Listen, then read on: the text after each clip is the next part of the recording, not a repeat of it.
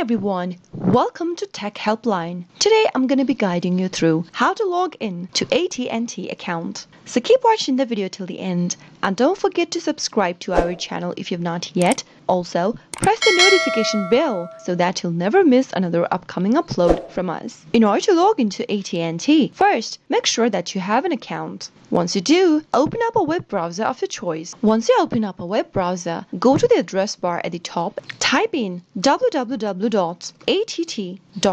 and press enter. You'll end up in the official web page of ATT. AT&T or ATT provides services in telecommunications, media, and technology. The communication division accounts for the majority of the company's income and profits. It has been selling off its entertainment companies in order to concentrate on its core telecommunication operations. Once you end up in the official web page, click the account drop down at the top right hand corner. Now, in the expanded menu, click sign in. You'll end up in the official web page of AT&T, which looks like this. Enter the user ID that is associated with your account in the first text box and make sure to type it in correct. In case you don't remember your user ID, click Forgot User ID link beneath and follow the on-screen prompts in order to look for it. Once you are done with it, head over to the next field and type in the password correct as well. Make sure to enter the same credentials that you created while signing up for AT&T. In case you don't remember your password as well, click on Forgot Password link and follow the on-screen prompts in order to reset to a new password. If you want the system to remember your user ID, make sure that this box right where it says Save User ID is checked. But if you are using a public device or a shared computer, make sure to leave it unchecked before moving on. Finally, click the Sign In button in order to log into your AT&T account right away. That is how it can be done. I hope you found the video to be helpful. If you did, go ahead and give us a thumbs up.